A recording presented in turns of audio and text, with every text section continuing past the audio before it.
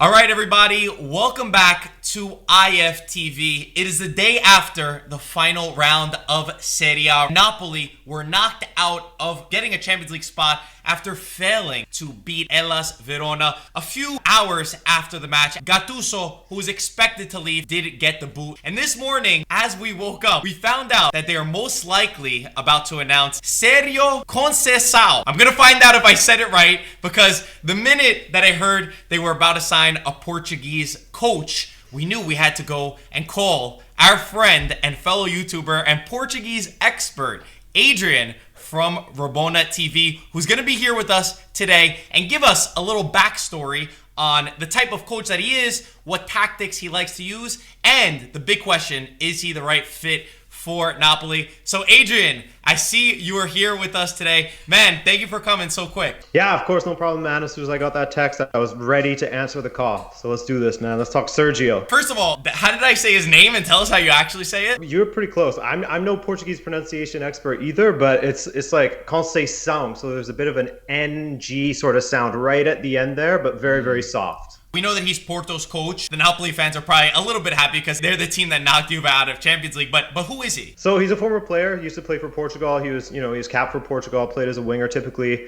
He even played in Italy, as you guys probably know. I think he played for Inter at one point. In his managerial career, he sort of bounced around a bit, going from team to team. He did a bit in France and Portugal with a couple of clubs. But he's been at Porto for about 4 years now. Won a couple titles with them. Yeah, he's had varying degrees of success. He's had a couple of cup finals that he's lost that he probably would have wanted to have back, but overall he's had a pretty successful time there. They ended up finishing in second place behind Sporting. So yeah, it was a rare time in Portuguese football where Sporting, Club de Portugal, won the league, and it wasn't Benfica or Porto. They finally broke up the monotony. But in Champions League, it was pretty successful, at least. Knocking out Juve, it was a big deal. Was Conceição regarded as doing something great with Porto? Yeah, I think so. I think that a lot of people, they're always going to try and discount it a bit, as rival fans will do, in that, this is not the strongest Juve that we've seen in a while, as you can attest to yourself. But still, all the same, you have a team like Porto, and there's a bit of a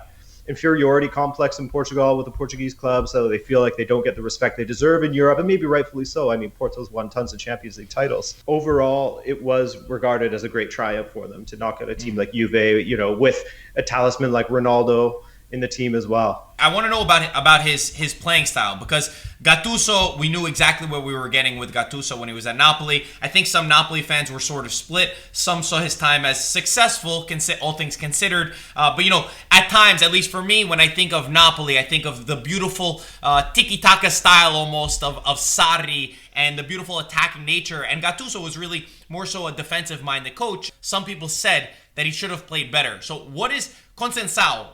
I hope I said it. I know you laughed, so I didn't say it well. I'll keep practicing. What's his style of play? Is he attacking? Is he defensive? Is it counterattack? What is it? It's sometimes difficult to say. I think overall I would say that he's defense first in his approach. But it's difficult in Portugal because, the disparity between the top clubs and the rest of the league, you can play, even if you're a defensive-minded coach coaching Porto, you can play attacking football against most of the smaller clubs there in the league.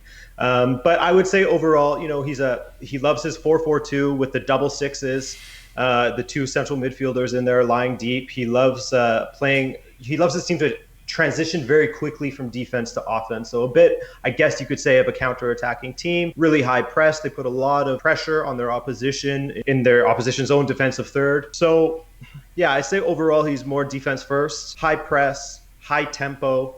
And he likes to transition very quickly from defense to offense. Sounds kind of similar. I'm not saying, I didn't know if he was just going to be like this radical, new type of football at Napoli, but sounds kind of similar. How is he with young players? Is he big on young players? Because obviously that's a big question for all Napoli fans. Is he going to try to develop youth? Does he experienced guys? What's he like with that? If you were to ask me, I'd say overall he likes to go with the more experienced players. He does play younger players now and then. Porto had a decent crop of youngsters recently, guys like Fabio Silva, who barely even played before he moved to Wolves, but that's a George Mendes thing. So we'll not go there. But no, I wouldn't say that he's like a youth revolution type of manager or anything like that. He typically goes with experience. He had Pepe, 37 years old, playing at center back still. So Mind you, no shade on Pepe. He's still a great player. But yeah, I wouldn't say that he's necessarily like a youth revolution type coach, but he'll give him a try now and then. Like his son, which could be just nepotism, but his son got some appearances for Porto in this past season as well, and he's about 18 or something like that. I think that there's one thing about Sergio Conceicao is that, and maybe I should have said this during the sort of playing style, but he's not necessarily a tactical mastermind, but what he does do very well is, I mean, this guy has a short fuse. He got 4 red cards this season. The manager, Sergio, got 4 red cards, which is one less than Nacional, the team who led the league in red cards, got. So that sort of paints a picture of his sort of personality. He's always fighting with the media. He's always fighting with the referees. He's getting sent out of games all the time. But with the bad comes the good, which is his teams are always fighters, and they will run through brick walls, and they will fight and fight and fight. And that sort of attitude is adopted by them well. That sort of attitude was adopted by his son. So yeah, that's definitely something that he will bring. Interesting. Yeah, I will ask you at the end if you think he is the right fit, because obviously they've been linked. They were linked with Spalletti. They were linked with Allegri. That's who we expected to go to Napoli. Yeah. But they've went with what I'll say the outsider. Is there anyone you would relate him to in terms of another manager? I mentioned Spalletti. I mentioned Allegri. Who were the other options? Is there anyone that you would say is similar to his coaching style? I mean, he has drawn some comparisons, at least tactically, to that of Diego Simeone of Atletico Madrid. So, that very defensive style. You could maybe sort of relate him to that. And then he also has the tempers of, a Gasparini or something like that. I think they're going to be rivals as far as who gets sent to the stands more often. But yeah, I would say tactically he's been compared to Simeone the most. Interesting. All right, there we go. You gave us the title of our video right there with the Simeone name drop. I don't know how much you watched of Napoli this season. Do you think that it was right for Gattuso to have left? I mean, I thought that just based on the second half of the season, results-wise, I thought that it was very jarring that Gattuso was leaving. But then you factor in the De Laurentiis aspect of it, and it's like, well, anything can happen really. So based on results, I thought it was surprising that Gattuso was leaving. I thought that they were playing pretty well in the latter half of the season, but it's really difficult to say whether Conceicao will be the perfect fit at Napoli. And I think I'm jumping a little bit ahead here, unfortunately.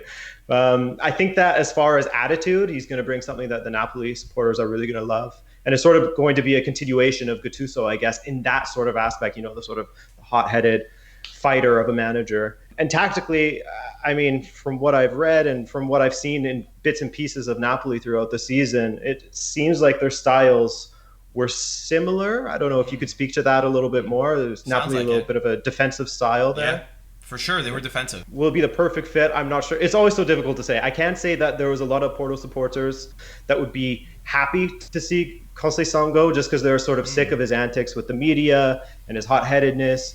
And the football wasn't the most imaginative football out there. It was, defense first, hurl balls into the box at times. So there's some that are going to be happy to see him go, and there's others that are going to miss that sort of fighting spirit that he brought to the club. Last thing for me, for Napoli, some of their players. They've got, Chucky Lozano, who's a great player, Osimhen, who they spend big on. They've got some other great players. Is there anyone that you see will fit into his tactics? He does like a skillful player. So, like the Jesus Corona that he had at Porto, I think that Lozano could really thrive in his system. As well as Osimhen, he's going to be dying to have a clinical striker because at Porto, it was not a good situation there with Musa Marega, who almost became a meme amongst the Porto supporters. And then, Mehdi Taremi was pretty good as well. Having someone like Victor Osimhen in there, I think it's going to be a breath of fresh air for Sergio Conceicao to deal with a clinical striker like that. I don't know what Napoli's center back situation is like, but I think that Sergio Conceicao truly benefited from having Pepe back there and sort of being that rock at the back and sort of the lieutenant of the manager on the pitch, if you know what I mean. Well, that's one of the other big things is Koulibaly. Does Koulibaly stay or does Koulibaly go? I guess we'll see. They got this other guy, Manolas, in the back that he's just a disaster over there. And it's not as fun for me to say it unless Mike is near me. Yeah. Because he's Greek and we always mess with him with Manolas. But anyway, Adrian, no, I appreciate you coming on such short notice to our channel and to tell everybody a little bit about the type of manager that he can be. Very interesting. I wasn't expecting that. But as we know with De Laurentiis, he could pull something out of the bag that we never even heard of or we didn't know of, and out of left field. And I want to tell everybody right now to go subscribe to Adrian and Rabona TV. Link is in the description right now. Thank you for coming on last second, and we'll speak to you soon, all right? Hey, it was my pleasure, man. Thank you so much.